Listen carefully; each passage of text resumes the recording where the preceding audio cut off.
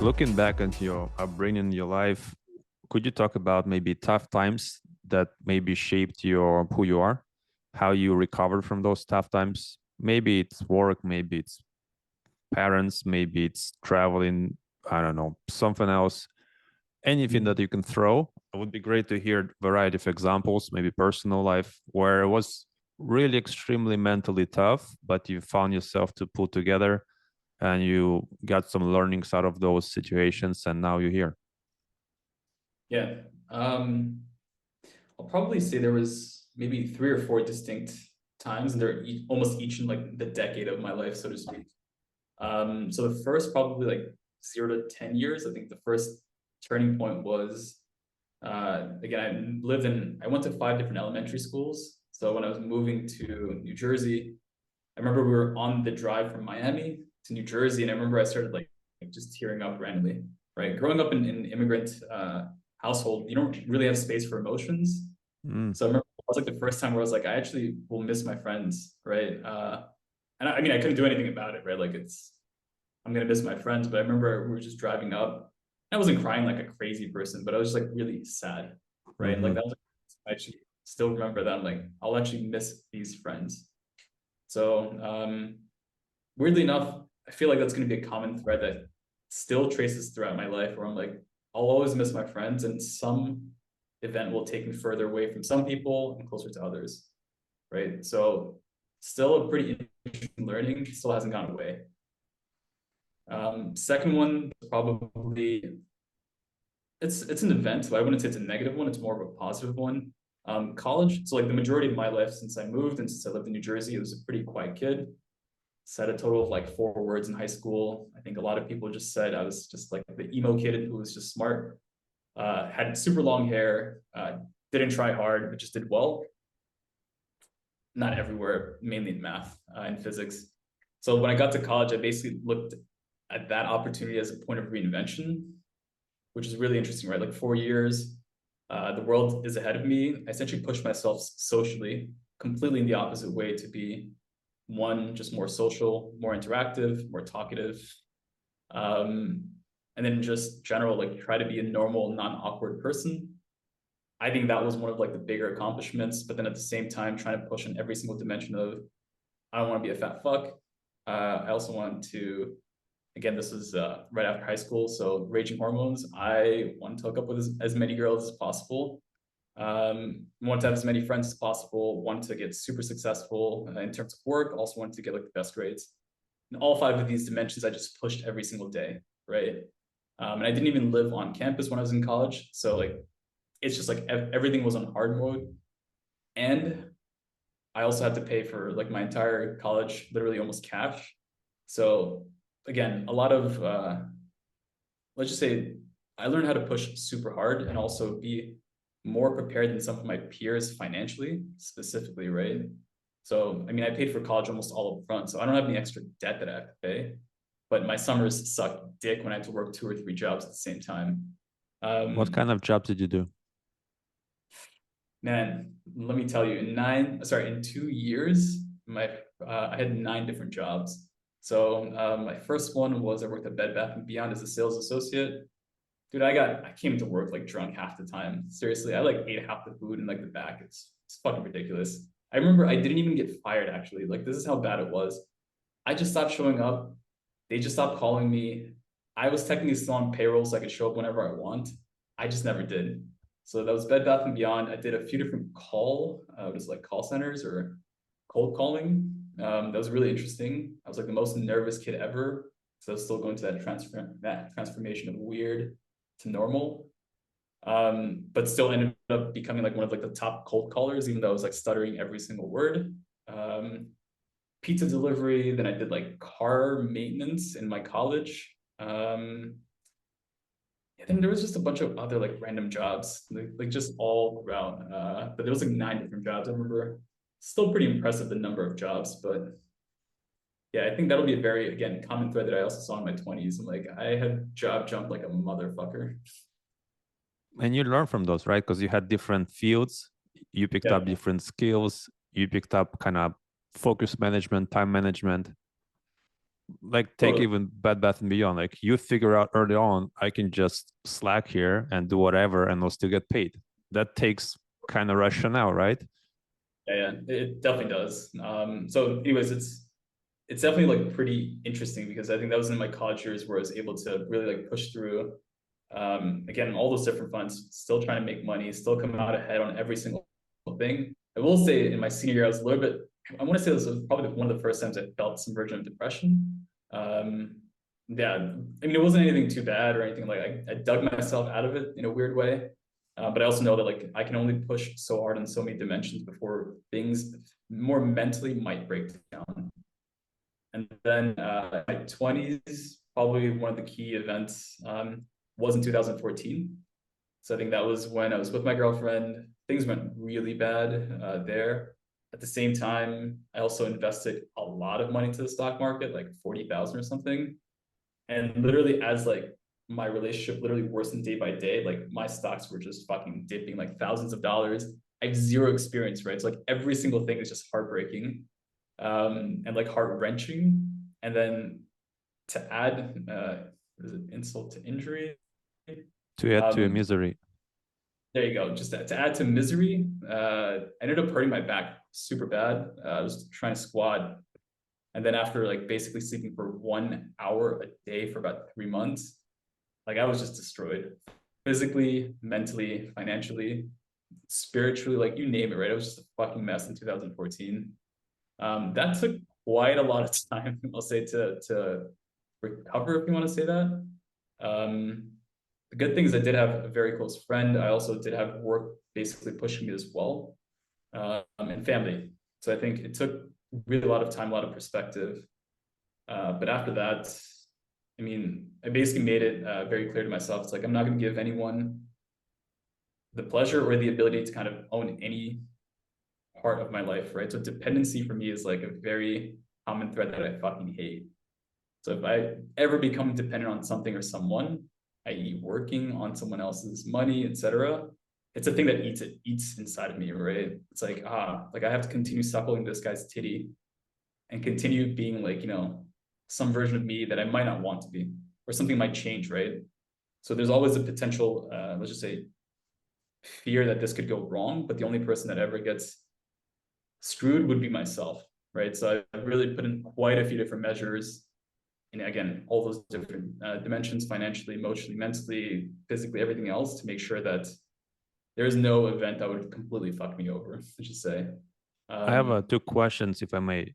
So one is, you mentioned you was in really bad place and took you a long time to recover. Do you recall any maybe techniques or maybe routines that you established to kind of gradually to pull you together out of that dark place?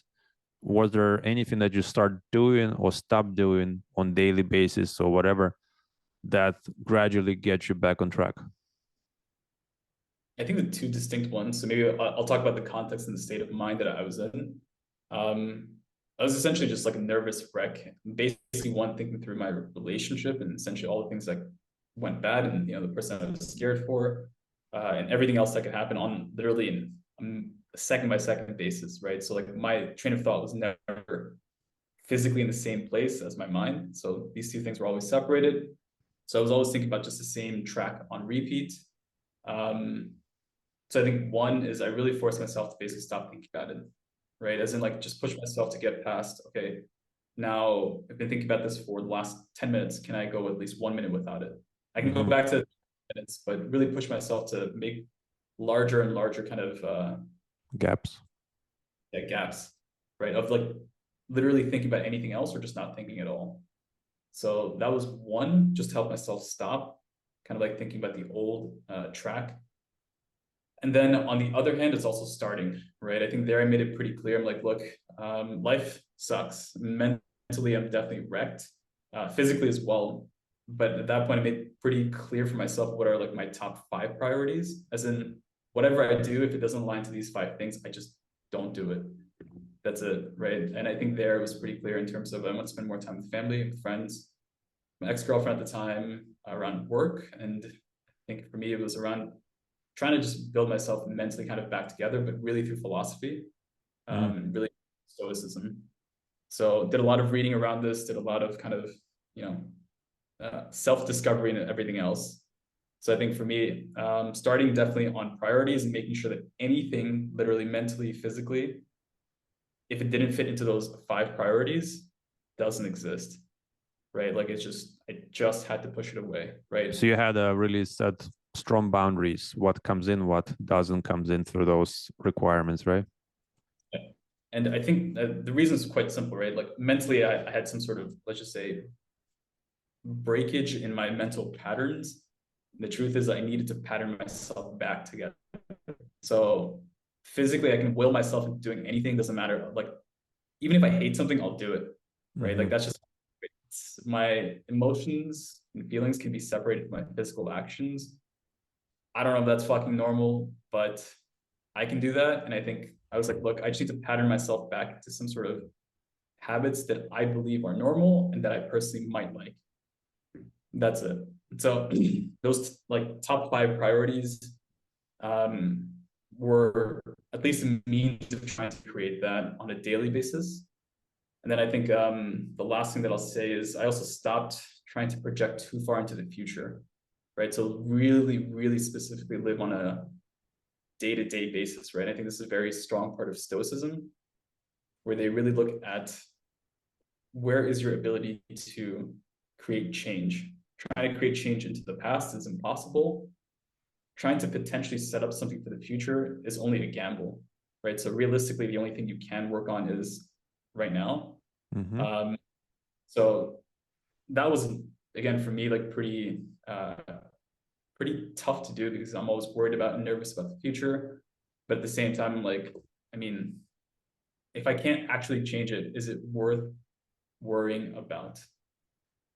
So that's something that I think, again, started helping me realize I'm like, look, at some point I'm going to either have to continue with these top 5 priorities or not, right? And accept change, but I really have to push myself away from where I'm currently, let's just say, operating on towards where I want to potentially operate on as well. This is really interesting. You touched a lot of kind of fundamental aspects of life, right? Priorities, change, not looking too far in a distance and living a day or moment, however small you want to go. The second question I had is trust, because you said that you don't want to find yourself ever in a situation when you depend on someone or something or job or of that nature. But then close to that, there is a topic of trust, right? Like right now, you have a partnership with your uh, founder in doing business. You have a girlfriend slash wife. You have, I don't know, whoever else, friends. So you have some sort of dependency. And then there is a topic of trust. So what is trust? We trust in the moment. We trust based on, I guess, history of somebody showing us that they can be trustworthy, right? Because I think sometimes we forget that people can just say, oh, you can trust me. No, I can't until you show me that I can trust you, right? Like you cannot just sell me on your words. So how you align these two, not be independent, yet trust some circle of people around you? Yeah. Trust in most contexts. For me, there's like different, let's just say, different situations that require different types of trust. At work, you'll have to take it a lot more loosely and not. You can basically there you can essentially play on more words, what people promise, right? So just in general, like if I was working corporate, I don't really have to worry about this is going to like destroy my entire life. Like trust is not like a hard game to be won or lost there. So for me, it's like there's already a certain level of trust that I don't think it will ever actually breach. So for me, it's not as important, and it's also like it's a lower level of trust. So that's Risk, just one. low level of risk. It's not necessarily lower level of risk, but the implication of like how much trust I have to give and get will never really be for me as high as like on a personal level, right? So if I'm especially as close as like a girlfriend or a like basically it's a failure of trust, right? It's not going to be as detrimental to you if that's going to be breached. Exactly. And most of that trust is also is primarily built on words. In work, I mean, you see actions coming from people, so you make certain judgments, but at the same time, you never get to see a person's true quality Mm-hmm. because you get a person operating in an artificial context called work. Like work Mm-hmm. is all about making it and trying to be a different alter personality. I don't think that I'll ever really trust anyone at work inherently because it's all a fucking ruse and it's all some sort of like corporate bullshit that most people put on. So unless I see skin in the game, right? Like when I see like my partner working, it's very clear like how he operates. And this is also like I also know him personally. So there, the level of trust that I've established is high, but the repercussions of that failure of trust are also high, right? Mm-hmm. So in work, as in a corporate context, I don't fucking care. I'm like, oh, he backstabbed me and like whatever. Unless I was really up for a promotion or I was a significant person in that business, man, they can eat shit and die. Doesn't matter. Yeah. So I think building trust, let's just say outside of those like small, lowly contexts that doesn't really have detrimental impact into more of these kind of more important situations, I would say there it takes time to build trust. And as you said, it's mainly built off of behaviors, right? So what people say and what people do. For me, I usually track it sometimes consciously, sometimes subconsciously over as long period as I can, Mm-hmm. right? So before being committed to moving here, I had literally interviewed my girlfriend's roommate, and I like literally, she's like, this is like the weirdest fucking thing anyone has ever done. Like I was just very thorough in everything that I tried to do to understand this person through direct research and also indirect, right? So on the partner front, I did like a whole checklist of like, are we compatible? As in, do I think she's physically attractive? Are we sexually attracted to each other? Can we maintain this level of connection physically, emotionally, mentally for a long period of time? Then how are our friends? If they're a piece of shit, I'm out. I don't want to spend time with that. How's her family? If they're a piece of shit, I'm probably out again. How does she interact with my friends and my family? If that doesn't work, she's out. So like they basically went through like a long checklist of like, can I see us working? Can I see our secondary kind of support sources working? Can I see this entire thing flowing pretty evenly and like consistently? So this took probably 1.5 years to kind of evaluate. And then I'm like, all right, there's still a certain level of um, gambling, Discovery. so discovery and gambling. It's like discovery and risk are kind of both, right? It's like you can get more upside and you can also get more risk. Mm-hmm. But in general, I think the majority of what I knew about the person was pretty consistent, pretty well understood. There may be nuances and everything else, but it's not as important. So for me, it took time, but that level of trust was secured, right? So it's like I was guessing that this person would have somewhere between 60 to 90% of my trust. I just wanted to verify this over a longer period of time to make sure that that person would be consistent and thus they can keep that trust. And also with my friend slash partner, similar as well, right? Evaluating him on, hey, how do we get along? How do we think? Where do we see some fundamental differences? And then how do we resolve things, right? Just on a more personal level. And eventually we started working together. Then, a bunch of other stuff happened, which is awesome because like we got to see more and more sides of ourselves. And for me, there I can make a really good evaluation of his character personally. And this is the same application to him from like a business world perspective. So for me, I just see him as like, again, a fantastic person to have on my side. We've already discussed like, hey, like we're all established on this is venture one of many ventures to come for both of us. And like we know how we both work. And having two guys with ADHD in a room together, it's a fucking beautiful nightmare, dude. I love it. I Creativity never flying everywhere, right?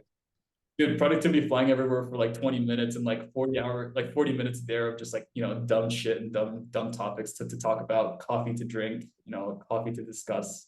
Um, so it's really just like as erratic as you can be, but we're also, again, we just know like when we push hard, we get super obsessive. And I'm like, this person, we fundamentally understand each other because, as I like to say, my partner is like the white version of me, 6 years younger.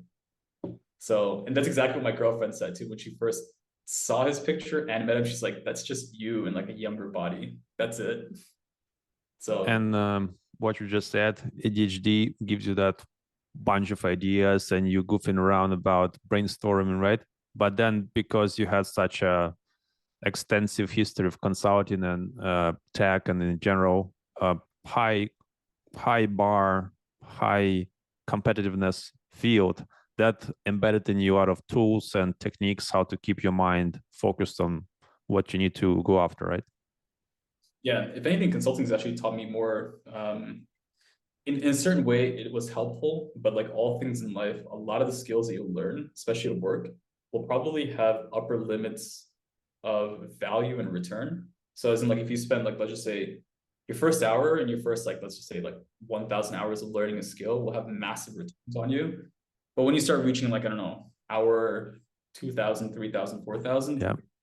it might actually be doing you bad because you're thinking too much about this in a certain way, right? So I think from work perspective, a lot of that stuff helped, but in reality, when you're building something, you need just a lot of time on actually executing and not so much on, hey, I have this idea. It's like, Yeah, less thinking, more doing. exactly, right? And there's also a lot of dumb shit. Strategy is fucking awesome, but the truth is like I spent 6 hours on the settings of like a Shopify web page, bashing my face into the screen of not understanding why this thing that I just set up doesn't look like this thing that I expected. And I still don't have an answer, right? Like that's execution. It's like no strategy, like your strategy is sound, but I've been stuck on the settings page for 6 hours, man. I don't have an answer to my question. I don't give a fuck about your strategy. Yeah. And the reality of life is like execution's not hard, but just a lot of non-predictable events happen, and there's a lot of variables that people leave out. So yeah, advice is cheap, I think. Execution is hard. It's free as well. Yeah, yeah. Dude, I have my neighbor like literally down. He's in like marketing tech, and he's like, "Oh, like you can be building a brand and shit." I'm like, that sounds so unactionable to me. It's like, what the fuck are you talking about? He's like, "Oh, you want to sell premium? Like, you're just telling me the features of a high brand, or like whatever, like a high performing brand. I'm like, you're not telling me how to physically actually specific get there." And he had like this literally a laundry list of advice that I can and action, which I didn't disagree with. But I was like, we can do probably 3 to 4 things and we can do them really well. If we nail these things, we'll be, a few $1 million in terms of sales. That's all we need. That's it, right? I'm like, we hit 2 to 3 million in sales. I already have most of my fuck you money. So yeah, And you like don't need it's, much living in Germany, right? To start with.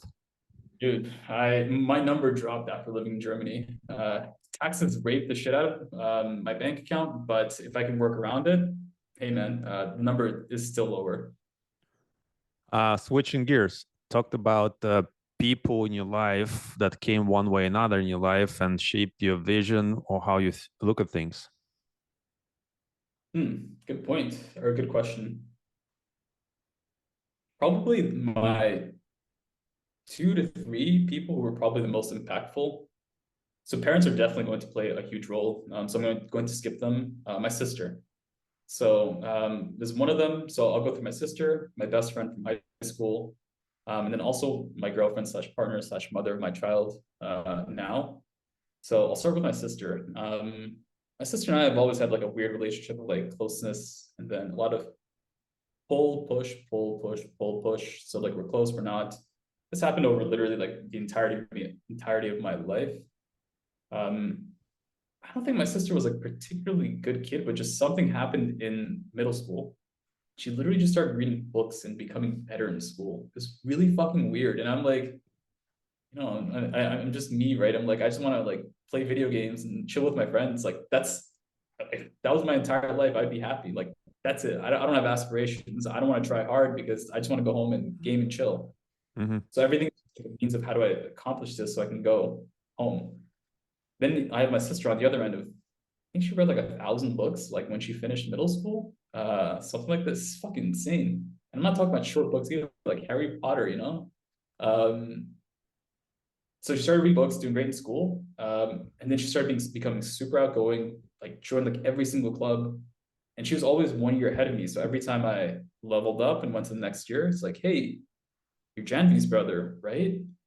I'm like, yeah. And I had to go through that every single year of my life. But at the same time, as I went to college, I actually used a lot of her as a mental reference of what would Jamie do? Like, what are the right things to think about? Like, how to be more outgoing, how to be more successful, how to be better at school, how to be better at everything. So she, I mean, my role model is always still anchored on my sister between the middle school and high school years, right? Of how to do better, how to be a better person, all that stuff. So that's the first person. The second person is my best friend, Ben.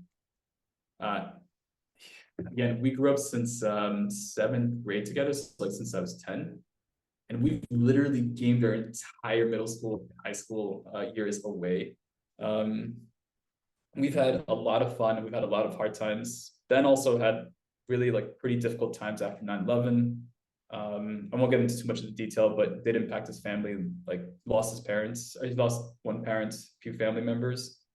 So like we were based like brothers, right? So it's really awesome as we grew up. And I think one of the key events that kind of like maybe pushed me a little bit indirectly is that we both started playing World of Warcraft. Um, and I lost a significant portion of my soul to this game. Like literally, I didn't go outside for an entire year, man. Yeah. Um, and I think in one of those points when I was playing World of Warcraft, like I hit, top 5, one of the top shadow priests in the game. Like I basically ranked all the way on top and then literally crumbled down in 30 seconds. And I remember I'm like, I want to literally go punch someone, like drive down to Florida from New Jersey and punch them in the face. It's all crumbled, right? And I used to also have my 5v5 with the vice president of Rockstar Energy. So like I had potential, dude. I'm like, I could have been someone at 16 and I hit super high threshold for myself as well. So again, a lot of those events started realizing like, fuck gaming, dude. I'm like, real life is where the shit's at, right? And like, that's where you go get the girls and shit. Um, and then the third person would be my girlfriend, who is all over here, just staring at me creepily. The reason I would say this is, yeah, it's this person who's shot very inconsistently and very erratically. I think I've been much more consistent and patient. So that's definitely something that took time to rub off, right? So just making good, sound decisions that are a lot more, let's say, stable, and think a little more long term. That really has not been something that has been, let's say, as a common thread before the last, let's say, 3 to 4 years. So you gained something with partnership with her, right? She gave you something that was not your nature trait. Yeah. There's a lot to say there. Yeah. So going back to your question, definitely one, not just learned a lot, but really built that trust that also helped me build more of my character. Um, it's funny because I would theoretically say 2022 and 2021 were pretty shitty years. I mean, like technically, if I read the cards out as I had kind of mentioned in our last call, I've taken a 50% pay cut. I've increased my tax by double. Um, then I still haven't made up most of that cash that I've lost already. And then this year, I lost a few friends. I mean, they didn't die, it's just piece of shit. So don't really talk to them as much. A bunch of other events as well, just like a lot of emotional events. And then I just got fired in 2022. I'm just like super optimistic. Like as I said, it feels very relevant and very similar to like 2014 in terms of the potential impact of the event or where it should be. But my mentality is exactly the opposite, right? It's not doom and gloom. It's more like rainbows and Opportunity. yeah. Dude, I'm super excited about 2023 and 2024. It's gonna be a complete shit show, but I'm like excited, man. Yeah, Keep that excitement up. Make sure it doesn't evaporate. So you have enough yeah, energy to conquer. definitely. Talk about passions. Back in the day and currently, what are your passions? Yeah, back in the day, I'll be honest, this passion hasn't really left me. I just have to realize that it's more of a bad habit than a passion. Gaming. Mm-hmm. So, started super young. I think it was in like second grade is when I officially basically started owning my own, let's just say, gaming consoles. Personally, I've just enjoyed it. It's a really good way of just getting lost into something for seriously long periods of my life, right? Um, so the reason why I said now it's a bad habit than a passion is because one, I'm in my 30s. I can't get any better. I've already peaked out. Like most esports gaming esports players will peak out in their late teens, probably in their early 20s. Like no one's really got like a late stage career.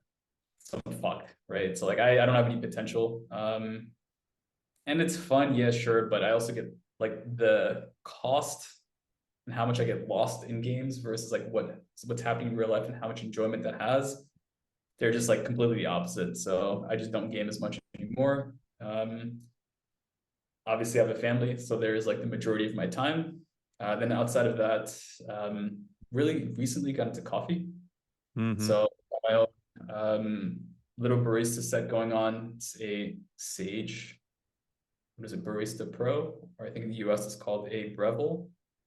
Yeah, it's like it's just a coffee machine that has a steam wand, a Yeah, yeah, yeah. just your normal setup. So that's it's a really fun passion, I would say. Yeah. Yeah, I remember when I was in Frankfurt, you gave me a list of things to check out, and some of them were coffee shops. I remember, right? Yeah, definitely. There's not a lot of coffee here in Frankfurt, but there are definitely some good ones, and one of them I just completely abuse. Like they're expensive, and I hate paying for their prices, but no one else can make anything better for cheaper. So until that answer becomes real, yeah. So coffee is definitely one of them, and then because I've had my kid, I haven't had the chance to travel and eat as much. So that's like my biggest passion is definitely around eating food and then doing like food-based travel. But unfortunately, since I haven't had that luxury with a kid, just doing whatever I can at home by just cooking as much as I can. The last question I had was around investments. How do you think about managing your funds, your wealth? What are your horizons? What you're trying to achieve, and how you go about it? Yeah, that's always a fun topic. So for me, I haven't gone super deep into it. I've always looked at there's gonna be a lot of parts of my life that I need to know super well in detail, and other things that I need to know enough to make my own actions and not give off to like some sort of third party advisor. So in the space of finance, I know enough to know what I need to do for the next few years and long term.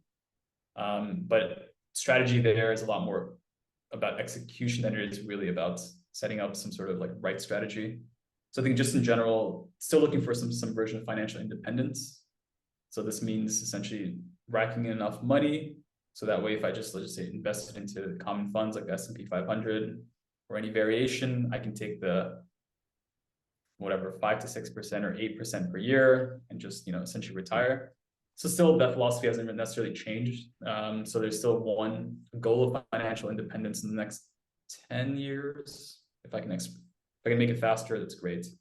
In the short term, still have a house in the US for my parents that I need to pay off, which is a little bit tricky, but at the same time potentially monetizable because my parents might not live there. So let's just say I'm setting up potential different income streams from house, business, and other things that I might be able to actually invest in. And where I would specifically look into is in 2023 and 2024. I'm predicting definitely a downturn. I don't know how long it'll last, and I think a lot of people are also seeing this. So it's a great time to have cash, right? A lot of people will say, "Oh, you should, invest." And like, this is the worst time to invest into anything, right? Like cash, even at a 10% inflation or whatever it is still more valuable than a 50% loss on your actual like whatever that you end up investing now. So cash in hand, I think my general plan is to think into late part of this year to possibly start reinvesting, but I wouldn't throw all my money in. It's just like slowly start doing some sort of drip reinvestment into, again, just basic funds. And if I had to split all of my entire portfolio, it would be probably like 50 to 75% simple funds like S&P 500 or NASDAQ. And then the other 25%, I'll need to think through, but I'm definitely thinking crypto. Again, take your top 10, throw it into like some sort of I want to say crypto fund, but some sort of bouncer to take whatever like the top 10 is. And then from there, I still need to think through if there's anything else I want to invest in. I want to do small investments where I can into startups or any sort of tech. For me, sometimes it's cool, but other times it's much more. You just need the volume of investments for those tech companies. Just need one of them to work out, right? So that may be a potential avenue as well, right? So this is all essentially long kind of horizon, but I need to start placing bets early because it's about time in the market, not necessarily how much money you have. And So how did that's you went about getting your experience with investments and trading? Did you read books or did you just try and error? both, right? So one, definitely did a lot of trial error, as I said in 2014, a lot more error, not enough trials. So that's one. The second one was just a lot of scouting on forums, things like Reddit, which we'll talk about FIRE lifestyle and what you should invest in. Um, Personally, I don't really like those guys because they have a bunch of neck beards and they're kind of weird. But it's just interesting the philosophies of I don't really want to work forever. So how do I not do that? Those points aligned, and then took some points of hey, just generally invest in these funds, do it for a long period of time. While it's not sexy, it can still get you to your destination faster, right? So, I split my life into 0 to 65 as in like in terms of age, and then 65 and on. I think as of right now, with just how much I've been able to put away in the US for my retirement accounts and social security and everything else, 65 and on, I'm not worried about. The question is, how do I basically now make the gap between today, which is like 31, 32, and 65, and how do I reduce that time to more enjoyment of everything that I'm doing?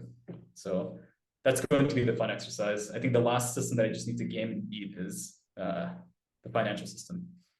It's the one thing that I'm like unfortunately dependent on, and I don't have an answer of how to get out without stealing a bank or stealing from a bank, so to speak. Financial system, you said? Yeah, that's exactly the financial system is the last part that I'm like, suckling this teat of I need this money, and yeah, You can go off-grid type of person, right? Just put the container somewhere in the desert, get the rainwater, get solar panel, and go that that's route. yeah.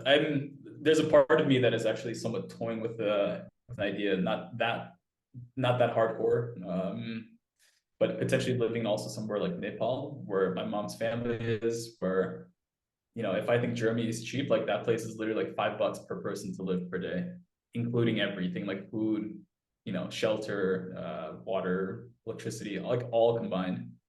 So that could be a very possible reality, but still a little bit tricky in terms of like with a kid. It makes things a lot more non-linear and not simple. DJ, I ran out of my questions. Do you have something you want to discuss? Otherwise, that's all from my side. No, no. Just one thing that always comes to mind. I think I've heard this is a recurring theme in our conversations. How's your sleep, and what are you doing to make it better? Yeah. My sleep fluctuates. It seems like I would say last half a year, I consistently would wake up in the middle of the night. It could be various I won't say side effects, more like there is may or may not some other action that follows it. It's either go use the restroom or drink water. So I couldn't really pinpoint whether those are the reasons I wake up or they're the causes, not the causes, but the outcomes because I already awakened. Then now my mind goes like, oh, how about this and that, right? I also I also see correlation between how much stress you have and how is your sleep. And there are different supplements I'm trying to see how they may or may not help. And different things like write diary before going to bed and write positive thoughts and go for a walk and stretch or take a shower. Because there are evidence suggesting that certain things definitely improve your quality of sleep. That said, oh, today is what, Friday. I think early this week I went to see psychiatrist for first time in my life and got diagnosed with a mild form of depression. And how he derived that diagnosis, he said one of the common symptoms of depression is a sleep problem where you consistently would wake up in the middle of the night and may or may not fall back asleep. I didn't know that. I came there for different reasons, just to see like where my mind is and who am I, and is there anything wrong with me, and how it may or may not impact my relationships. And yeah, he said like, well, you kind of was already suspecting you have depression, so now I'm telling you you have a depression. So uh Yeah. but yeah, it was interesting discovery that depression symptom is sleep problems. So I didn't know that, but that was interesting. Yeah. It's funny you mentioned that because remember as I said 2014 when I slept like an hour a day. Mm-hmm. Was a point in my life where I'm like, I really don't need to be awake in the middle of the night. Like that's it's weird because I now recently I've had a frame shift where I think recently there's been a lot of push towards, hey, you should really get like long sleep of like 7 to 9 hours, and you should do this, that, and other. And I think that's also personally, I have a theory that that's making people even more, I say this, more paranoid, Concerned. concerned, and thus even like fucking up their sleep even more, actually. Where it's like, Correct. yeah, they used to just go to sleep and they're asleep and like they wake up and like life goes on. And now I think people are just hyper, maybe too aware of, hey, you should have a sleep goal, and you're like, what the fuck? Like, Yeah, can you wake it's not up? really in realm of your control. And this is 100% agree with you. There was written this idea in a book that I read called Why We Sleep. He said that don't get too fucking focused on sleep, because then it becomes another challenge to have that sleep because you're so focused on that sleep and it's out of your really control. Now with the wrist trackers, right, the Apple Watch or Fitbit or whatever, they track your sleep supposedly. Now every morning you wake up, did I hit my number? Did I hit my number? So that becomes another item of stress. So what I've noticed is that if I leave that shit on the table, my quality of sleep is better. It's weird. It's a very unconscious stressor that somehow just like innately becomes over time and just gets ingrained into you, right? And you're like, you want to beat this, but the truth is like, there are things where you should track. There are times that you should track. There's probably a lot of other times where you don't really need to worry about this, right? Um, and I'm basically in that point where like I remember after that 2014 event, I'm like, oh, if I get like less than 5 hours of sleep, like I get paranoid. I'm like, and I just get really sensitive about I need to sleep more. I need to sleep more. Now I have a kid. I'm like, this kid wakes up at like 5 o'clock. I'm like, I will fight for every hour I get for myself. So if I'm up at 3 o'clock, I get out of bed and go directly on my computer and start working. Right. I have a lot of shit to do, and I have literally like a backlog of like 600 videos to make. I'm like, I need to go and just do something. That's fine. If I end up getting tired, I'll go back to bed. But if I don't, I don't know, like I just acknowledge it as a non-event. It's like if I have bad sleep, maybe I feel the impacts, but I'm not gonna play it in my head as like I had bad sleep today. Like I'm the victim.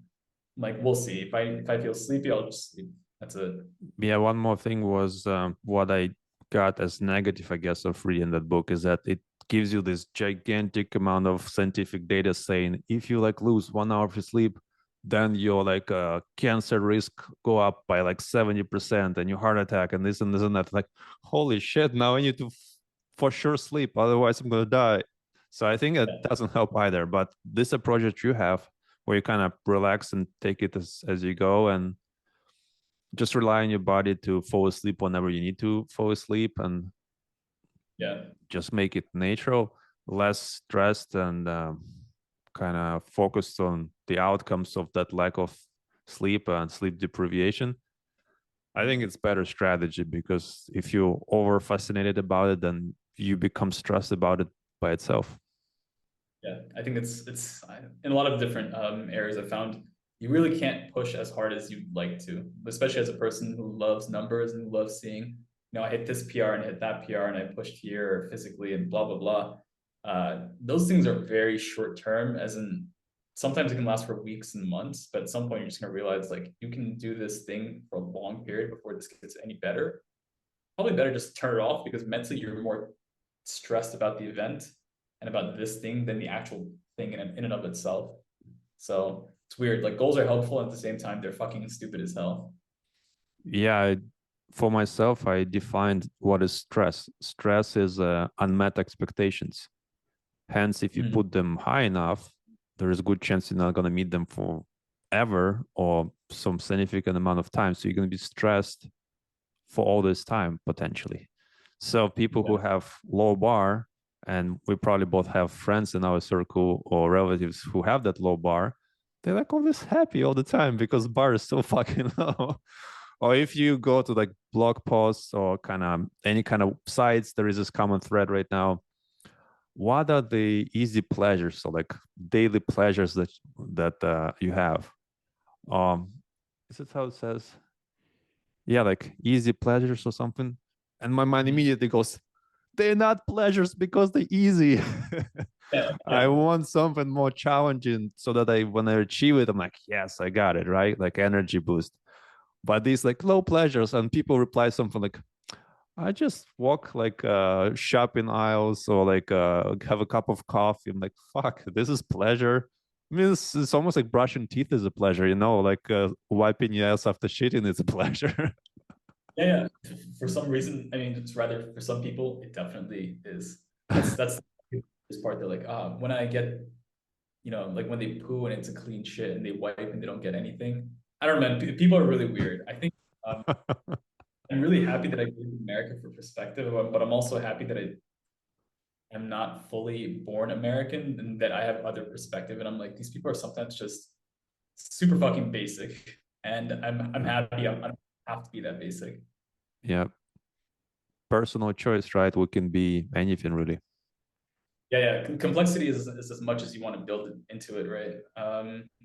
It's nice because as I'm turning into like this point of my life, so to speak, in the last few weeks and few months, um, yeah, it's getting better. I'll say like it doesn't have to be as complex, and maybe the whole concept of like the financially independent doesn't have to be as intense, or it doesn't have to be this goal of let's hit like a million or two.